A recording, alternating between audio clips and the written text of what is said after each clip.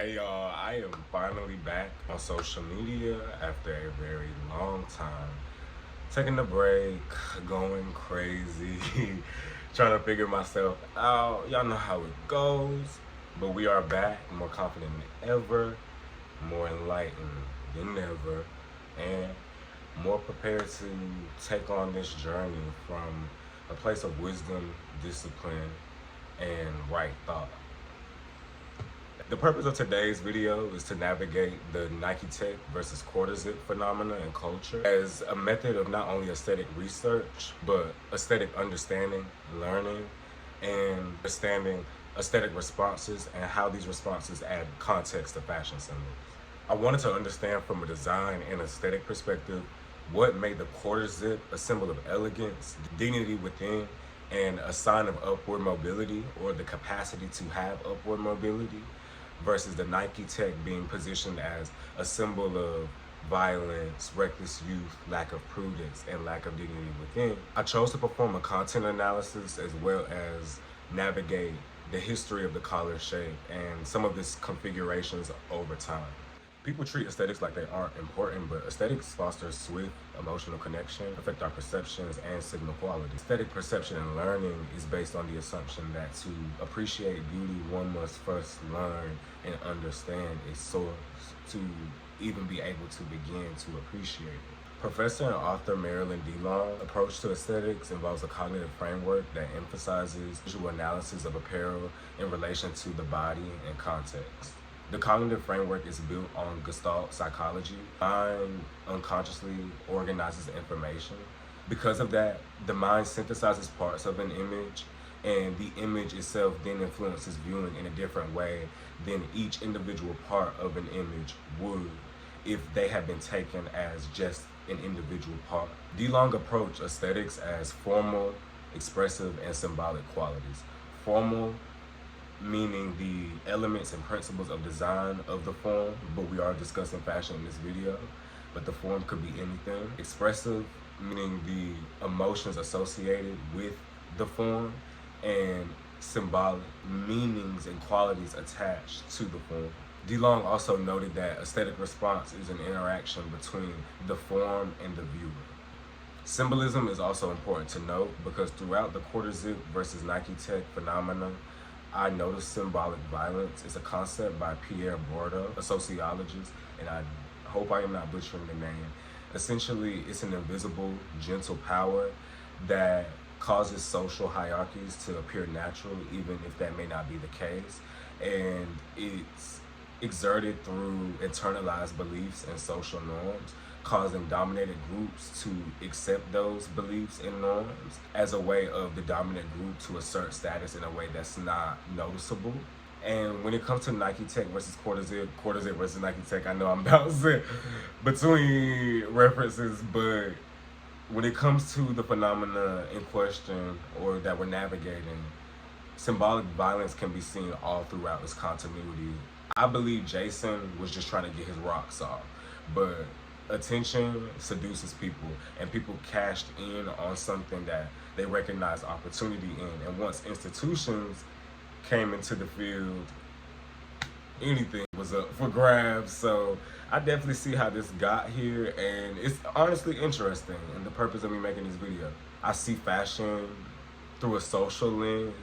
I'm also starting to notice how it's tied to identity, desire, want to fit in with who you want to have sex with, a whole lot of things that you wouldn't think have to do with fashion on an everyday level, but can influence your fashion decisions and aesthetic choices consciously or unconsciously. It's just about who you are as an individual. When Jason originally made his first video expressing the dignity he felt when he organized the quarter zip on his body, it made me think about social mobility and desire, a concept in which one transcends their current social status and rises above it through the accumulation of capital. It seems that Jason's a young professional. GQ noted that Jason recently graduated college in May. When discussing the phenomena and covering it, also stated that adapting to professional culture has taken personal initiative and patience for Gen Z. A quarter zip is essentially a zip-up sweater with a foldable collar. The pieces that come together to make it are a part of the formal qualities: the zip, the collar, the principles of design. So that led me to think it must be the collar. So I researched the collar shape to figure out its origins and how it gained its symbolic meaning through cultural context. I also navigated the political, social, technological, and economic structures around the times in which each shape was popular in the fashion of that time period. The rough collar was popular in times of aristocracy, and to have a rough collar during this time period was to be a man of status or a person of status in general, but more particularly a man of status. It was also symbolic of you having service people to wash your clothes. The rough collar shape dominated the 16th through 17th centuries, with multiple shape configurations throughout its duration in the popular fashion of those times. It was typical for women to be responsible for doing men's laundry during these times. It was a part of their social role. In the 18th century, it's documented that Hannah Montague actually invented a detachable collar to remedy that role. The rough collar began to phase out as a collective paradigm shift occurred. I referenced this before on my TikTok when I was first receiving attention. The Great Male Renunciation.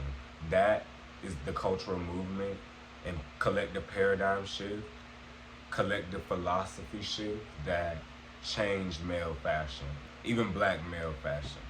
During the Great Male Renunciation, the concepts of masculinity in society had shifted. Society created a paradigm in which men were to focus on being useful, utility, and aesthetics were seen as a female concern. Around this time, the Gladstone collar was popularized by British Prime Minister William Gladstone. While the Great Male Renunciation was going on, the Industrial Revolution began to become rampant as well. The major period of technological, socioeconomic, and cultural change began in Great Britain in 1760 and spread globally by 1840. Textiles were spread widely as a result of the Industrial Revolution, and the Gladstone collar could be seen throughout the time period. So let's take a moment and bring us in. This is also where one could start to notice the emergence of Black dandyism, the cultural movement that began in the 18th century, which involves using sharp, elegant fashion and a blend of African and European styles as a political act to challenge stereotypes, assert dignity, and express autonomy in the face of exclusion. The first recorded arrival of enslaved Africans to British colonies was Jamestown, Virginia in August of 1619. The Emancipation Proclamation was signed in 1863, and the last captives to know they were free from captivity were from Texas.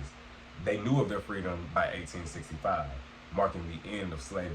Prior to that, the diaspora was enslaved by British colonizers, marking the beginning of slavery, a 246-year massive forced labor system, amongst many other things that built the American economy. The Gladstone collar is relevant to note because it's said to be the inspiration of today's wing collar that can be seen on any garment categorized as professional, structured, or smart. John Lacoste created the soft collar polo. It's unlined, relaxed, and smart casual, while the hard collar is believed to be structured, stiff, and professional. Starting in the 70s, Nike released its Windrunner. It was popular in b-boy culture with ravers, and it was known as a staple in street fashion. It was a silhouette that allowed athleisure to transcend gym walls and become a staple in street culture, not only through strategic design principles, but also strategic fabric technology. Athletic wear typically was formed with heavy cotton. The Nike Windrunner was opposite. It was made out of a single layer of lightweight nylon, along with its cut, aided comfort and mobility while offering some protection against wind and rain. With this vivid colorways, it fused fashion and function and was soon adopted by a number of subcultures. Returning back to the Windrunner silhouette, Nike released its first tech pack in 2007.